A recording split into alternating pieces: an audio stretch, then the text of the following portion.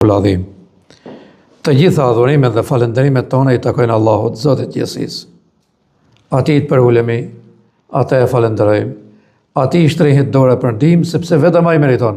Allahu i lartë madhruar dhe pa të meta. Shkojtë salavatet tona për pejgamberin sallallahu alaihi wasallam, i cili na e tregoi imanin, na tregoi Kur'anin, i cili dallon të vërtetën nga shtremrat deri ditën e gjykimit. Mëshira Allahut qoftë edhe për mbi të gjithë ju që jeni sot bashkë. O vëllezër besimtar dhe ju besimtare, e lut Zotin që inshallah këtë xhumë ta kemi të dobishme të gjithë.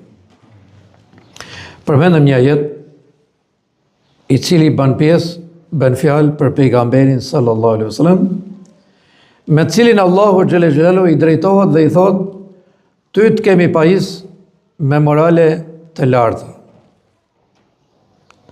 Pra kur themi, apo kur thot Allahu xhelle xhelalu që ka pajis pejgamberin e tij, çdo moral i lartë i atij është pjesë edhe e jona. Do ta përvetësojmë edhe ne. Pra me të njëjtat morale do të ecim edhe ne. Pse? Sa ai ishte dritë për ne, udhëzues për ne, drejtues për ne, shembull për ne. Allahu xhelle xhelaluhu na thot në një ajet tjetër të Kuranit që ju në pejgamberin thot keni shembullin më të mirë për të marrë. Pra moralet e atij, sjellja e atij, adhurimet e atij janë të gjitha pjesë që ti marrim edhe ne. Dhe nëse veprojmë kështu, s'kemi rrugë tjetër vetëm se drejt xhenetit inshallah. Unë ja dy fjalë sot desha të them për turpin. Turpi është diçka interesante në trupin e njeriut, në zemrën e njeriut. Pejgamberi sallallahu alaihi wasallam thot, turpi dhe imani, besimi hecin bashkë. Nuk ndahen. Edhe thot, po nda njëri hik dhe tjetri. Domethënë janë të pandashëm. Pra edhe besimtar me imani mirë, po pa turp, vështirë. Njëri tjetrit i preshin punë të madhe nëse hik e le vetë. Pra besimtari mirë, me iman, pa edhe me turp. Pra është një ndjenjë shumë e fuqishme, shumë e rëndësishme. Pejgamberi sallallahu alaihi wasallam në çdo fe thot, në çdo besim ka të mira. Edhe e mira e gjithë besimit thot është turpi.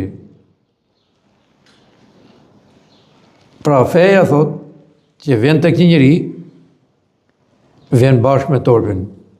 Edhe turpi është pjesë e saj. Apo e gjithë feja. Tash e paka shumë e dini çdo të thot.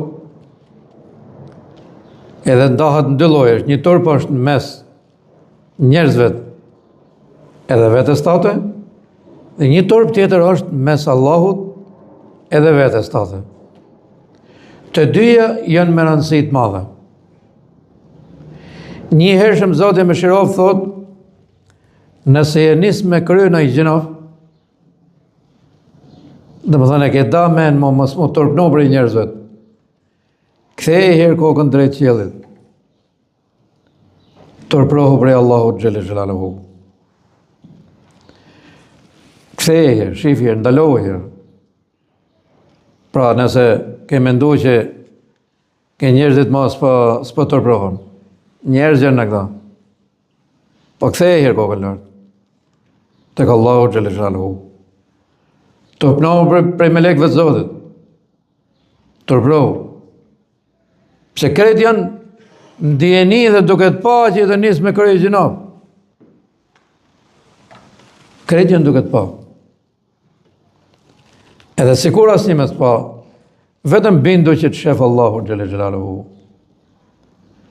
Pse kur tham që është pjesë e imanit, pjesë e besimit, atëherë duhet me pas kujdes. Mos më zhyt.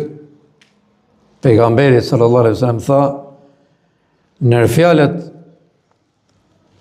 e pakta që ka ngelta në ato të hershmit, kur s'ke turp, bëj çka të dosh.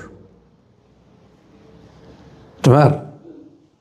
Dhe me thanë, e keni ngjodhe në popull, lene filanin, i ka plas cipa ati, ose fitojra ati nuk ka më turp, e përdorin popull.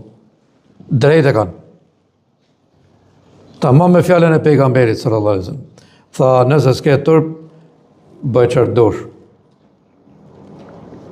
Këta nuk janë shaka.